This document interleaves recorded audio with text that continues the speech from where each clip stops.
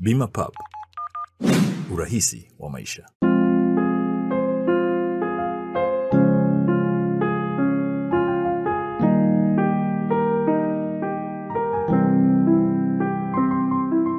Utafiti wetu tuliofanya mwaka 2015-16 uligundua mambo makubwa matatu. Kwanza, mwanamke hana sauti katika familia, lakini vile vile ukagundua kwamba mtoto wa kike hapewi nafasi ya kujifunza, kwa maana kwamba ya kujiunga na shule. Kwa maana huku tuko Mwambao, nafasi kubwa ya mtoto wa kike alikuwa anapewa ni kuolewa. Sasa sisi tukaja na utafiti ambao ulitupa majibu kwamba watoto wa kike wengi wao wanalazimishwa kuolewa kwa wanaume, ima mfanyabiashara au muuza duka au mtu yoyote ambaye mwenye kipato. Kwa hiyo utakuta mtoto hata akiwa anajitahidi darasani anaambia wewe hata uhangaike huko, ya kwako wewe ni ndoa.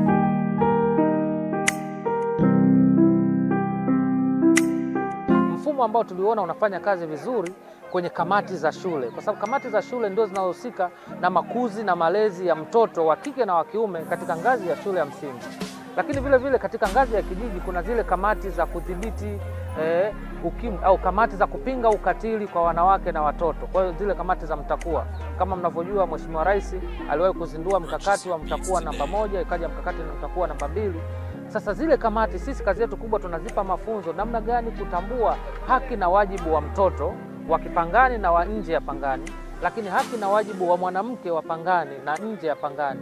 Kwamba je, tukimwezesha mtoto wa kike kuna faida gani, na tukimwezesha mtoto wa kiume kuna faida gani, na je, kama mtoto wa kike akipewa haki yake sawa na yule mtoto wa kiume, haki ya kielimu, haki ya kusikilizwa, haki ya malezi, itasaidia vipi kwa jamii ya Pangani? Na ndiyo maana taasisi ya UZIKWASA ikafanya mafunzo kwenye kamati hizi, na tukaja na mkakati wa kuwa na mpango wa chakula mashuleni.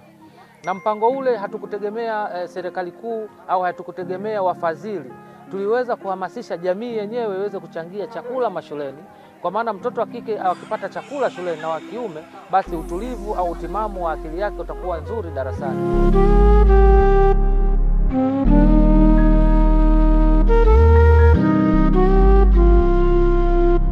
Tumefumbia sana macho unyanyasaji, jambo ambalo limeleta madhara makubwa sana kwa jamii zetu. Kila wakati tunapitia kwenye mitandao ya kijamii, tunaona wanawake wanapigwa, wanakatwa vipande, wanachimbiwa chini, wanachomwa moto, wanakatwa na vitu vyenye ncha kali. Lakini mikuwa kuyafumbia macho. Tusikubali kuendelea kufumbia macho unyanyasaji wa kijinsia. Ndugu zangu akina mama, tunapoadhimisha siku hii, tukumbuke jukumu letu la msingi la kulea familia. Watoto wetu wamekuwa kwenye majanga makubwa ya ulawiti. Ulawiti umekithiri katika wilaya yetu ya Pangani. Tusikubali kuwaacha watoto wakajilea wenyewe. Watoto wetu wamekuwa kama mbwa wasiokuwa na mwenyewe, wanazurura usiku kwenye mabanda ya video, wanazurura usiku kwenye vijiwe, wanazurura mchana, hawaendi mashuleni. Wakina mama hatufuatilii.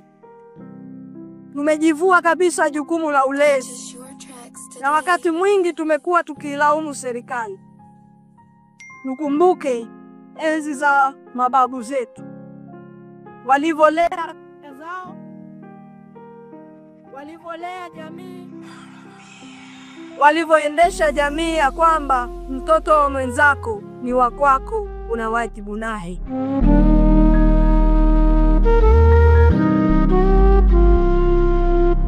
Majukumu ya familia yaweze kusonga mbele ni pale akina mama mtakapokuwa stable. Mkiumba, mjue familia zimeyumba. Mnatupatia wakati mgumu sana ofisi ya ustawi kuhakikisha kwamba watoto ambao mliwalea nyie wanakuja sisi tuanze kuwashughulikia. Tukumbuke ile 50 kwa 50 tulioiomba ili tufikia pia Tanzania. Sasa tusivyoitumia vizuri inatupelekea kwamba mwache familia na kutelekeza watoto wanaweza kuishi kwa kuhangaika. Niwaombe hii 50 kwa 50 akina mama yetu, basi mtuvumilie kidogo. tuachie basi hata iwe 60 kwa 50, sijui kwa sababu watoto wengi sana wameingia kwa mtaani, kwa sababu unakuta ndoa nyingi kidogo tu zikigombana wanakuja ofisi ya ustawi wanaomba ndoa zivunjwe. Siku mbili tu ndoa zivunjwe. Ili tuepuke hili janga, kina mama naombeni mtusaidie sana. Tuna jukumu kubwa sana tukisaidiana na TAKUKURU, dawati la jinsia, mahakama na wadau wengine kama UZIKWASA. Kuhakikisha tunapambana ili watoto wetu waweze kupata haki zao za msingi.